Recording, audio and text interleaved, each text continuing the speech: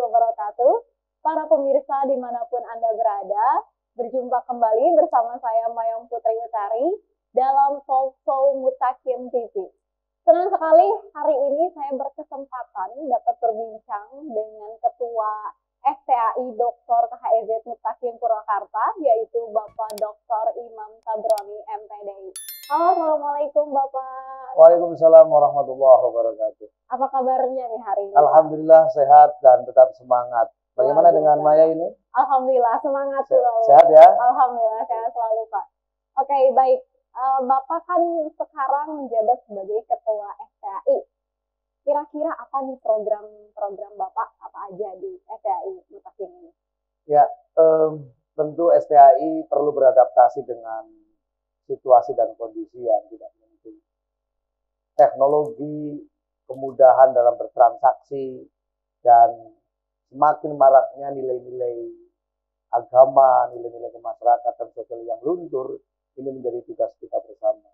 Khususnya kita sebagai dosen, mahasiswa, akademisi, untuk menyelesaikan semua masalah. Ya, tentu ini juga motivasi saya karena saya adalah orang pendidikan. S1 saya pendidikan bahasa Arab, ya. S2 pendidikan agama Islam, S3 pendidikan Islam. Dan background ini memotivasi saya sendiri membawa FTAI bagaimana values pendidikan bisa diterapkan dalam situasi kondisi yang ada. Memang Bapak spesifikasinya ke pendidikan ya? Ya, values ya. Bagaimana Robbi, Murabbi itu kan Allahu Robbi, Robbi itu Robba Yurbi itu tarbiyah pendidikan. Jadi membimbing, mengarahkan dan menunjukkan. Jadi sebenarnya nilai-nilai pendidikan itu ada pada nilai uluhiyah atau ketuhanan yang bisa dilaksanakan pada semua kemampuan, semua bidang gitu ya. Karena tadi nilai atau lebih cenderung pada pembinaan akhlak, nilai-nilai sehingga masyarakat memiliki peradaban yang sesuai dengan nilai Al-Quran. Baik, kali ini kita akan berbincang mengenai kurikulum MBKM. Kira-kira apa sebenarnya sih Pak yang diinginkan dari MBKM ini, Merdeka Belajar Kampus Merdeka? Ya, menarik sekarang Merdeka Belajar Kampus Merdeka ini menjadi prioritas pemerintah melalui Menteri Nadiem Makarim untuk melihat fakta bahwa perguruan tinggi belum bisa menjawab permintaan praktisi, permintaan pengguna. Ya. Ada lulusan perbankan tapi tidak bisa kerja di bank. Ada lulusan komunikasi tetapi tidak bisa berkomunikasi. Ada lulusan perguruan tinggi pendidikan tetapi tidak bisa mendidik dan sebagainya. Ini yang menjadi keprihatinan. Apakah kurikulum ini tidak sesuai dengan kebutuhan masyarakat sekarang atau bagaimana? Oleh karenanya yang jadi titik tekan MBKM, Merdeka Belajar Kampus Merdeka, itu sebenarnya adalah kurikulumnya harus menyesuaikan terhadap kebutuhan.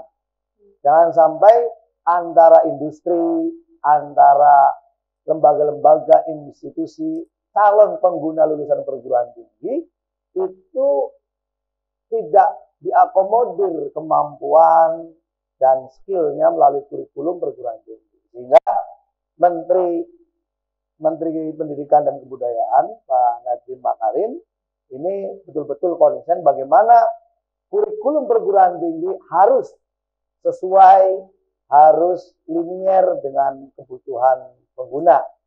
Makanya dalam MBKM ini kita tahu setelah perguruan tinggi secara internal menyusun profil lulusan program studi dan CPL ya, capaian pembelajaran lulusan itu harus dikonsultasikan dulu. Kepada siapa? Satu, user, calon pengguna.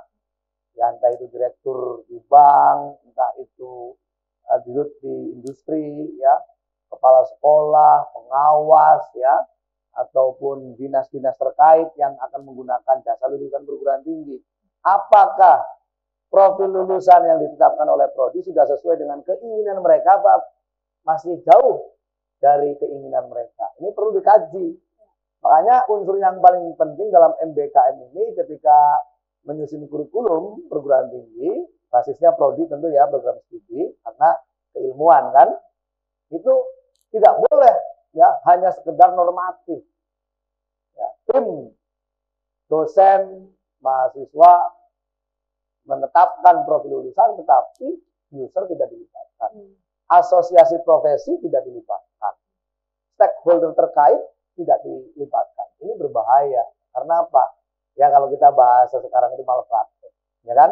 Bisa jadi kita menyelenggarakan pendidikan pengajaran, program studi tertentu, tetapi CPL-nya sama sekali tidak terkait dengan dunia usaha. CPL itu capaian pembelajaran lulusan ya, pada mata kuliah tertentu kan, kok ternyata tidak sesuai dengan keinginan calon pengguna. Wah, ini pasti banyak penganggurannya, ya kan? Oleh karena itu untuk menghilangkan itu semua, MBKM hadir sebagai oase hanya di tengah ketidakpastian ini. Walaupun idealnya kurikulum itu harus ada upgrade ya.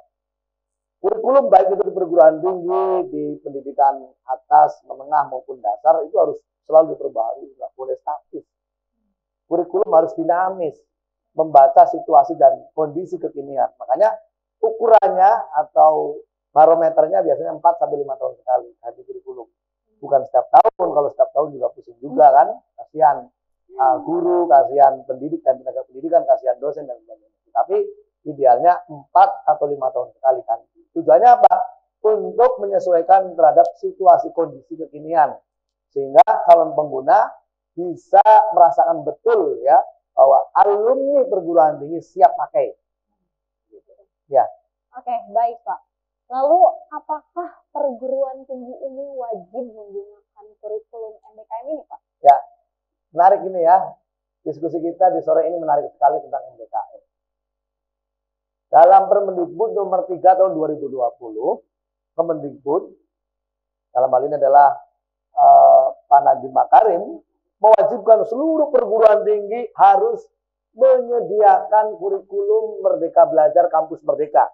Ya, kalau Merdeka Belajar untuk tingkat dasar menengah atas, tapi kalau Kampus Merdeka untuk perguruan tinggi. Ada di paket saja MBKM. Ya. Tapi sebenarnya itu terpisah.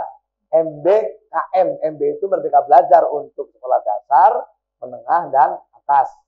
KM-nya Kampus Merdeka khusus untuk perguruan tinggi. Nah, Kampus Merdeka, kurikulum Kampus Merdeka ini wajib disediakan oleh perguruan tinggi, baik itu negeri maupun swasta.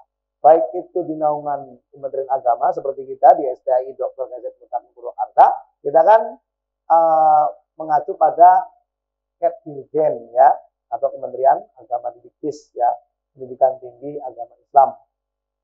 Semuanya harus wajib menyediakan kurikulum ini.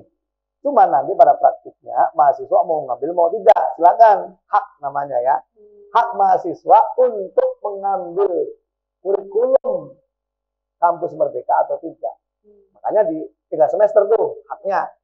1 semester student action, ya dia belajar di luar program studi. Umpamanya prodi KPI, belajar coding di prodi elektro umpamanya di luar perguruan tinggi. Apa? Karena apa? Belajar coding itu penting untuk bikin aplikasi dan sebagainya. Sehingga kemampuan komunikasinya tidak manual lagi, tetapi digital approach ya. Sudah menggunakan pendekatan-pendekatan digital sesuai dengan kebutuhan sekarang, tren sekarang kan begitu. Jadi mahasiswa dalam 1 semester, contoh semester 6 ya, 1 semester belajar mata kuliah di luar prodi dalam 1 perguruan tinggi atau belajar di luar prodi lintas perguruan tinggi boleh-boleh saja. Silakan selama 1 semester ya. Tetapi mata kuliah yang diambil oleh mahasiswa dalam 1 semester ini harus gayut. Ya, gayut itu mengacu pada CPL prodi, capaian pembelajaran lulusan prodi atau profil lulusan prodi, program studi. Tidak sembarangan. Mengapa mahasiswa prodi KPI ngambil mata kuliah coding? Itu harus ada alasannya. Tidak asal, wah kan MBKM itu 1 semester di luar prodi. Oke lah, saya belajar di luar prodi, nggak hanya itu. Tapi harus sesuai dengan CPL, capaian pembelajaran lulusan. Kemudian semester 7-nya umpamanya kan ada 8 ya. 8 yang disediakan oleh Kementerian Pendidikan dan Kebudayaan. Di antaranya ada praktek magang, ya kan?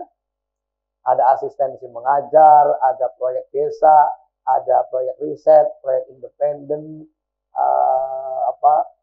dan lainnya, termasuk pertukaran pelajar itu.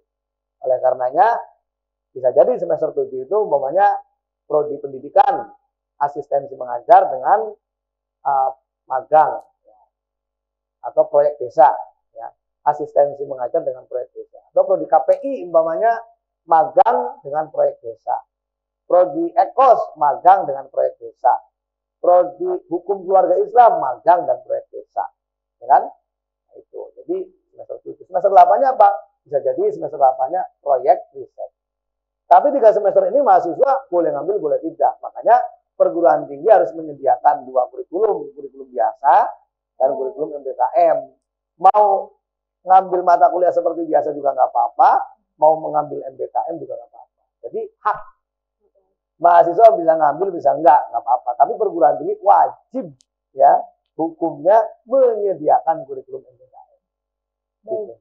Jika itu adalah hak mahasiswa, Ya. maka bagaimana peran mahasiswa dalam MBKM ini, Pak?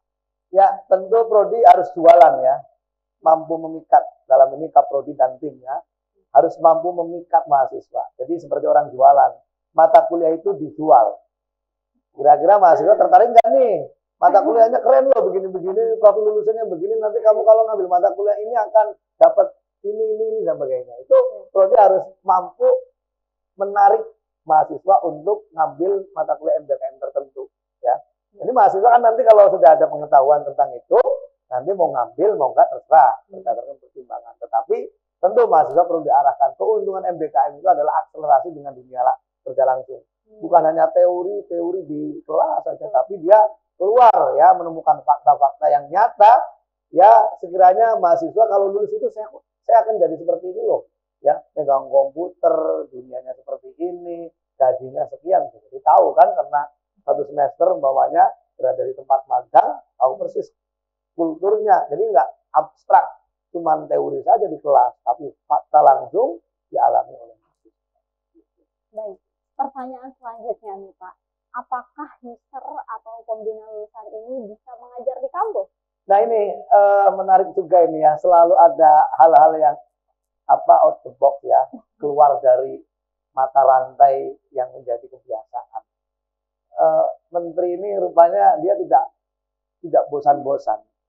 Saya menyaksikan Pak Menteri ini kalau tidur juga mikirin gimana ya nasib alumni perguruan tinggi. Sehingga idenya ada saja. Salah satunya ide yang saya tanda kutip, ya, kontroversial. Masa tidak terbang suruh ngajar, kan nggak punya skill ngajar, kan begitu. Masa dirut pada industri tertentu ngajar, mau ngajar gimana? Mungkin dia bisa praktek, tapi kan bagaimana cara mengajarkannya? Nah, menarik juga ini. Jadi mengajar ini jangan diartikan sebagai satu proses, ya, yang ada RPS-nya segala macam. Mungkin kalau praktisi ini disuruh nyusun RPS, ya, rencana pembelajaran semester, menyusun media agak susah, apalagi mengevaluasi. Tetapi kemampuan mereka dalam bidang teknis itu yang dibutuhkan perguruan tinggi. Ya, bisa jadi ngajar itu bentuknya bukan ngajar setiap hari, setiap SKS, tapi bisa jadi kuliah umum, ya kan? Bisa jadi dalam rangka expert judgment. Ada mata kuliah tertentu yang butuh pertimbangan pakar, panggillah praktisi untuk memberikan assessment. Nah, gitu. Jadi saya kira kalau harus ngajar 1 semester full, mereka juga punya kesibukan, kan? Ya, mereka harus mengurusi perusahaannya, mana mungkin di perguruan tinggi kemudian ngajar full, ya, dia mengesampingkan perusahaannya. Saya kira banyak pertimbangan. Tapi kemungkinan maksud dari praktisi ngajar di kampus itu hanya hal-hal tertentu yang tidak setiap pertemuan. Baik, tapi jikalau realitasnya seperti itu, ya, jika praktisi ini mengajar di kampus, ya, kira-kira bagaimana nih, Pak, peran dosen di kampus? Dosen berkolaborasi dengan praktisi. Dosen punya konsep, dosen punya body of knowledge, punya kerangka. Ya, bisa jadi kelemahan-kelemahan di industri juga bisa secara teoretis bisa jadikan pertimbangan akademisi ya. Dosen bisa mengassessment juga praktek-praktek kerja yang sudah berjalan, bahwa secara manajerial, secara keilmuan tertentu memang ada sesuatu yang harus diperbaiki. Makanya nanti bisa jadi kolaboratif ya, ada aspek legalitas formal, ada aspek fakta-fakta yang perlu diperbaiki. Jadi nanti menarik sebenarnya kalau dosen, mahasiswa dan praktisi itu berkolaborasi menyelesaikan masalah secara bersama-sama sesuai dengan bidangnya tentu ya. Betul. Nah, kira-kira ya, setelah penjelasan Bapak tentang MBKM ini, apakah MBKM ini akan bertahan lama, Pak? Ya, gini, yang bertahan lama itu nilai ya, sampai kapanpun nilai tidak akan pernah berubah. MBKM itu kan hanya menyisir situasi kondisi bahwa alumni perguruan tinggi harus siap kerja apapun situasi dan kondisinya. Ya, Menteri Nadiem itu mengibaratkan begini. Orang berlatih renang kan? Di mana kira-kira tempat pelatihannya? Di kolam renang. Ada nggak ombak yang menantang di kolam renang? Di kolam renang ada nggak ombak yang menantang? Tidak ada. Nggak ada. Di pantai ya? Iya kan. Kemudian ada nggak ketika nyelam di kolam renang yang tempat praktek itu karena pelatihan ada batu, ada nggak? Umpamanya ada simulasi batu menerjang gitu? Nggak ada. Tapi dia setelah itu dapat nggak sertifikat renang? Ya. Makanya kalau dia dapat sertifikat renang belum tentu keluar itu situasinya sama dengan kolam renang. Karena dia akan berada di pantai yang luas, berada di lautan yang luas. Dia harus siap. Maka kurikulum renangnya perguruan tinggi harus didesain berdasarkan renang-renang yang aspeknya panjang sekali. Contoh, ya kan? Jadi kalau pas keluar dia mampu berenang di medan kayak apapun. Makanya jangan sampai kurikulumnya kurikulum normatif yang sehingga ketika mahasiswa keluar dari perguruan tinggi, loh kok nggak seperti yang saya pelajari di kampus sih begini ya? Kok begini? Nah itu karena apa? Ya tadi saya yakin kurikulum ini akan bertahan lama dan bagus lah ya. Kalau tentu dibarengi dengan nilai. Karena gini, MBKM itu menyasar pada keterampilan khusus. CPL Prodi harus mencakup sikap. Nah, sikap itu terkait dengan akhlak, karakter, nilai. Itu panduannya jelas ya kalau kita Al-Quran hadis. Tidak akan pernah usang oleh waktu dan tempat. Yang kedua ada pengetahuan. Nah, pengetahuan ini ada SMDikti, juga ada asosiasi. Yang terakhir adalah keterampilan khusus. Nah, ini yang jadi fokus MBKM ini itu keterampilan khusus. Jadi kemampuan mahasiswa ketika sudah selesai kuliah dari alumni sudah langsung siap kerja. Makanya kurikulum di perguruan tinggi harus didesain menyesuaikan sesuai dengan kebutuhan pasar, kebutuhan pengguna. Gitu. Jangan sampai abstrak. Yakin akan bertahan lama dan bagus. Baik. Terakhir nih Pak, kira-kira apa pesan Bapak nih untuk pemirsa semua dan terkhusus untuk para mahasiswa dalam pengaplikasian MBKM ini Pak? Ya, di era sekarang itu nggak ada ilmu berdiri sendiri, ingat itu. Saya orang pendidikan, saya harus berkolaborasi dengan orang ekonomi, karena apa? Memasarkan pendidikan butuh ilmu ekonomi. Maka saya harus menggandeng orang ekonomi. Untuk membumingkan pendidikan, kalau hanya offline, yang tahu hanya RT RW, desa, maksimal kecamatan, maksimal lagi kabupaten. Tapi kalau kita online kan dalam website, apa segala macam teknologi, maka promosi-promosi pendidikan kita, promosi-promosi produk kita akan diketahui oleh seluruh masyarakat di dunia, bukan hanya Indonesia. Maka saya perlu menggandeng orang teknologi, ya kan? Nah, oleh karenanya pada keterampilan abad 21 ini, seperti visi kita di STAI, menjadi pelopor akademik dengan 3 literasi data, teknologi, dan literasi manusia. Itu sudah sesuai dengan literasi abad 21. Karena Tidak ada ilmu yang berdiri sendiri sekarang itu. Mari kita berkolaborasi. Ayo mahasiswa berkolaborasi dengan praktisi. Mahasiswa berkolaborasi dengan masyarakat. Mahasiswa berkolaborasi dengan lintas keilmuan prodi. Ya, jangan karena prodi KPI saja. Karena prodi ekos, ekonomi saja. Karena prodi PAI, di PAI saja. Ayo main ke prodi lain, diskusi tentang tadi. Di tangan kanan Pak Imam ada orang ekonom, ya, untuk mempelajari pasar. Di tangan kiri Pak Imam, merangkul orang teknologi. Supaya Pak bisa diekspos, ya, di dunia maya. Sehingga orang semuanya tahu di dunia, kan, begitu. Sehingga tadi, ya, tidak ada yang karena tadi, ya, cara pandangnya kita tidak mungkin mengatasi satu masalah hanya satu perspektif, tapi harus dipandang dari berbagai macam perspektif, ya. Masalah kemiskinan, nggak bisa kurang lapangan kerja, bukan hanya itu. Keterampilan dalam mengasah potensi, kurang modal, dikasih modal tetap aja nggak bisa naik ekonominya, ya kan? Butuh pelatihan, butuh pendidikan, butuh dana, butuh pasar dan sebagainya. Dan itu tidak mungkin dilakukan oleh satu orang pakar saja, tapi harus berbagai macam pihak untuk mengatasi masalah kemiskinan, salah satu contoh, ya kan? Banyak aspeknya gitu. Berkolaborasi begitu. Ya, harus berkolaborasi kita. Baik dosen dengan mahasiswa, mahasiswa dengan dosen, dengan praktisi di luar, dengan masyarakat, dengan RT, RW, dengan Kades, dengan kementerian terkait, dengan dinas terkait, semuanya. Kolaborasi kuncinya sekarang itu. Jika ingin bertahan di era 4.0.